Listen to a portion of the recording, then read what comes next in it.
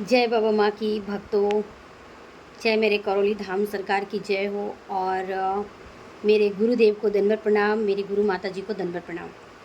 तो फ्रेंड्स, आज मैं आपके लिए जो वीडियो लाई हूँ कि जैसे कि आप मेरा टॉपिक देखकर ही समझ गए हैं, लेकिन टॉपिक के बीच में मैं कुछ और भी एक्स्ट्रा बातें करती हूँ और जो मुझे अनुभव मिलते हैं। देखो, वीडियो थोड़ा सा मैंने हाथ पे कैमरा पकड़ा है तो हिल रही है, तो प्लीज़ डोंट माइंड।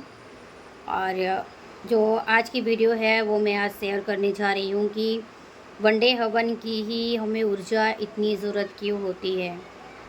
तो देखिए, वनडे हवन करना तो बहुत ही आवश्यक होता है। जब तक वनडे हवन नहीं होता है तो आप संकल्प अर्जी लगा सकते हैं और धाम पर आइए, वीडियो देखते रहिए। जैसे कि अमावस्या पूर्णिमा का आप देखिए, और सुबह जब आपकी 3 साढ़े 3 बजे नींद खुल जाती है, जब रुद्राभिषेक चल रहा होता है, तब भी आप देखिए, उससे भी आपकी परेशानियां दूर होती है। जब आप धाम पर आते हैं, एक बार तो मिलने देखने बहुत सारे लोग आते हैं, तो जब आते हैं तो अर्जी लगा दीजिए कि जब तक मेरा वनडे हवन पूर्ण नहीं हो जाता, वनडे हवन के लिए मैं एलिजिबल नहीं हो जाता, तो तब तक मुझे बहुत शक्ति दीजिए। मेरे जो ग्रह क्लेश बहुत ख़राब है, पितृदोष की बहुत स्थिति ख़राब है, तो उससे मुझे शांति दीजिए, दिमाग ठंडा कीजिए और मुझे इतनी शक्ति दीजिए कि नेक्स्ट मैं आऊँ जब, तो नेक्स्ट बार मैं जब आऊँ तो मैं वनडे हवन कर पाऊँ। ठीक है। कुछ लोग तो देखो, अगर जो नहीं आते हैं, वो मंगलवार का आप संकल्प लीजिए। आपको शुरू में नहीं लेना आता है तो कुछ नहीं, हाथ जोड़कर विनंती कीजिए गुरु जी से। हमारी शक्ति स्वरूपा हमारी माँ कामाख्या, माँ गुरु माँ वही है, उनको आप हाथ जोड़ करके विनती कीजिए कि मुझे शक्ति दीजिए वनडे हवन के लिए। आपको घर से ही इतने सुन लेते हैं कि आप डायरेक्ट वनडे हवन के लिए आप आइए। ठीक है। और यही सारी चीज़ें थी बताने को। और जब वनडे हवन की ऊर्जा क्यों ज़रूरी है, तो देखो, जब आप वनडे हवन कर लेते हो, चलो वनडे हवन से थोड़ा हम बाहर जाते हैं कि अभी मान लीजिए आपको गुरुदेव नहीं मिले। इसके पहले की अगर मैं बात करूं, देखो, जिस घर में बहुत ही शुद्ध तरीके से आत्मा मन से पूजा पाठ होती है, सिंपल, गणपति जी की और भोलेनाथ की, माँ अम्बे की, यानी बहुत अच्छे ईश्वर की पूजा होती है, और वो साल भर में अच्छे से दान दक्षिणा करते हैं, मीन्स गड़बड़ नहीं करते हैं किसी भी चीज़ में। और सावन में बहुत अच्छे से शिवलिंग पूजा करते हैं, दान करते हैं, पुण्य करते हैं, भगवान की पूजा आराधना ब्राह्मण देवता द्वारा करवाते हैं, सत्यनारायण की पूजा करवाते हैं बहुत अच्छे से। आप उनके घर में देखना, बरकत और उन्नति होती रहती है। पर जब कभी अचानक से कुछ उनके घर में पितृदोष चालू हो जाते, कोई पूर्वज मर जाते हैं, साल 2 साल के बाद अचानक उठा पटकी चालू हो जाती है, क्योंकि कई बार ऐसा होता है कि बड़े चले जाते हैं तो वो पूजा पाठ आराधना भी जिस तरह से करते हैं वो करना बंद कर देते, और उन्हें खुद पता नहीं होता। वो सोचते हैं कि बड़े ने तो कहा है, हमारे बड़े बुजुर्ग थे वो बोलते थे, अब हमें क्या करना। जो आज के नए यंग स्टार लोग हैं वो लोग नहीं करते, बस वहीं से पनौती लगना चालू हो जाती है। फिर ईश्वर तो बहुत दूर जा चुके होते हैं और पितृ और भूत प्रेत धीरे धीरे अंदर उनकी एनर्जी आ जाती है।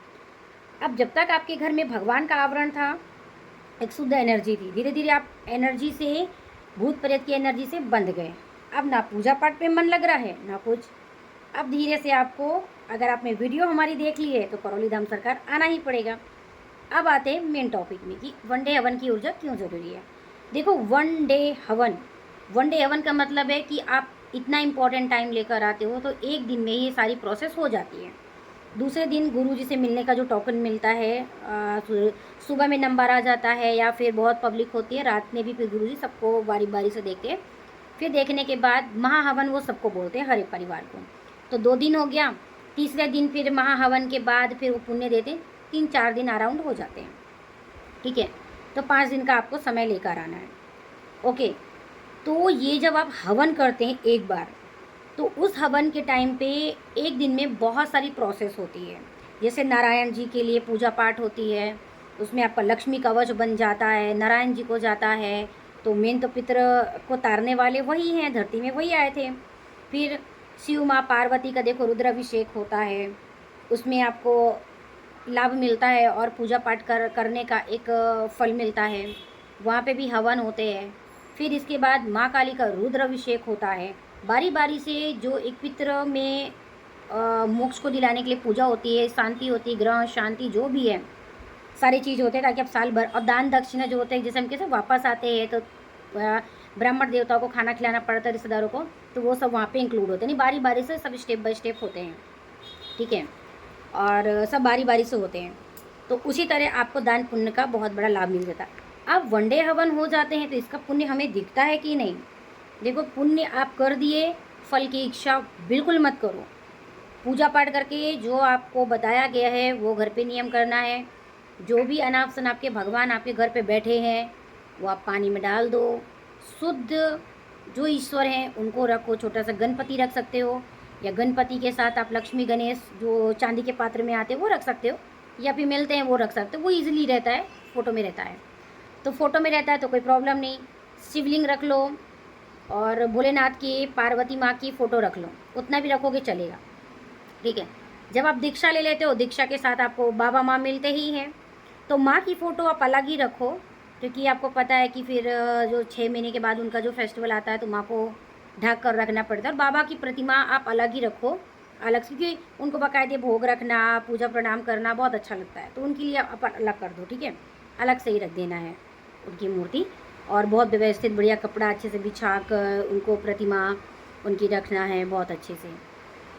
जब आप दीक्षा ले लेते हैं ना, इसके बाद की प्रोसेस, मान लीजिए आपने अमावस्या कर ली और पूर्णिमा भी करने आना है, तो जब पूर्णिमा आप करने आते हो उसी वक्त आप पूर्णिमा में आओ, तो दीक्षा लेने का ही आयोजन करके आइए, ठीक है। जब आप दीक्षा ले लेते हो ना, दीक्षा लेने के बाद जो आपके अंदर के बचे हुए बीमारी स्मृतियाँ हैं, अभी तो जब आपने वनडे हवन किया वो आपने आपने पूर्वजों को तारण किया, उनके लिए किया, जो इतने दिनों से वो लोग ने अपने आपको घर दे कर गए, खा रहे हो, पी रहे हो, आप ससुराल में हो तो आप कुछ भी हो, बहू तो चलो ठीक है, वो तो जुड़ी है अपने पति से, उनका शारीरिक सुख स्मृतियाँ ये सब थी, उसको आपने किया।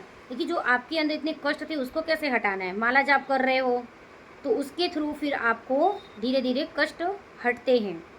कई बार तो ऐसे कष्ट हट रहे हैं कि आपको बुखार आएगा, बॉडी पेन रहेगा, जो आपकी बीमारी है वो उभरती रहेगी। तो वो तो फिर वही है कि आपने पूरी प्रक्रिया कर ली है, मंगलवार को संकल्प करना ही है, शनिवार को भी आपको संकल्प करना है। तो जी ठीक है, आपको डाउट क्लियर हो गया। तो आपके पास वनडे हवन की इतनी एनर्जी रहती है ना कि जब आप संकल्प करते हो तो जल्दी से पूरा होता है। पर कुछ लोग वनडे हवन का बहुत फ़ायदा उठाते हैं, उन्हीं की फैमिली, अरे मैंने तो वनडे हवन कर लिया, मुझे तो कुछ नहीं होगा। अनाप शनाप किसी को कुछ भी श्राप दे रहे, अनाप शनाप, अरे वो आपने अच्छा पुण्य किया है ना, वो जा रहा। चलो वनडे हवन को फिर हम एक साइड में रखते हैं। सपोज़ कि आपने करौली धाम सरकार से नहीं जुड़े, अगर आप लाइफ में पुण्य करते हो मगर एक तरफ पाप कर रहे हो, आपकी एनर्जी तो जा रही है, कहीं ना कहीं पाप पुण्य खत्म हो रहे हैं और पाप आपके इकट्ठे हो रहे हैं। इकट्ठे होते होते ऐसे होगा, जब बम ब्लास्ट होगा फिर इकट्ठे आपको करना पड़ेगा, फिर पुण्य अर्जित करना पड़ेगा। तो धीरे धीरे आपको फिर मिलेगा, लेकिन बाद में मिलेगा। इससे अच्छा पाप में मत जाइए। जो अच्छा लगता है, जितना अच्छा लगता है, किसी की मदद करते बने करो। नहीं है आपके पास, आपसे जो भी शारीरिक श्रम से भी किसी की मदद करते बने वैसे करो। शारीरिक श्रम मीन्स आपको लगता है कि आपके पास बाइक है, आप किसी की मदद कर सकते हो, छोड़ो। अगर किसी को सामान चाहिए, चलो आप रास्ते से आ रहे हो, दे दो उसका ही लाकर। आपके पास पैसे, देखो मदद सब तरीके से की जाती है। जैसे मैं वीडियो बनाती हूँ तो आप किसी को वीडियो ही शेयर कर दीजिए ताकि वो देख ले। अगर उसके पास पैसे होके जा सकता, आप मुंह से भी मदद कर सकते हैं, किसी को आप बता दीजिए, ठीक है। अगर आपके पास ज़्यादा खाने का है तो अन्नदान कीजिए। अगर किसी का पेट भरता है तो बेचारा पूरा दिन निकाल सकता है ना खाना खा के। मैं तो यही करती हूँ, ज़्यादा खाना बनाती हूँ तो लोगों को दे देती हूँ। मुझे लगता है जो मेरे से हेल्प करते बनेगी वो कर देगी, जहाँ नहीं होता फिर मैं नहीं कर पाती। पर जितना है वहाँ करना, जानवरों की हेल्प करनी है, पर जो जानवर आपको काट ले, क्षति पहुँचाए, वहाँ से दूर रहना है भाई, ठीक है। तो यही सारी बातें थी कि वनडे हवन की एनर्जी। पाप मत कीजिए, पुण्य का काम कीजिए, जितना हो सकता है उतना कीजिए। लड़ाई झगड़े वालों से दूर रहिए, जो आपको त्रस्त करते हैं वहाँ से दूर रहिए, फिर धीरे धीरे सब अच्छा हो जाता है। कोई भी मनुष्य ज़्यादा देर तक आप पे ध्यान नहीं दे सकता है, कोई भी हो, ये प्रकृति ही है। तो यही है ईश्वरीय शक्ति।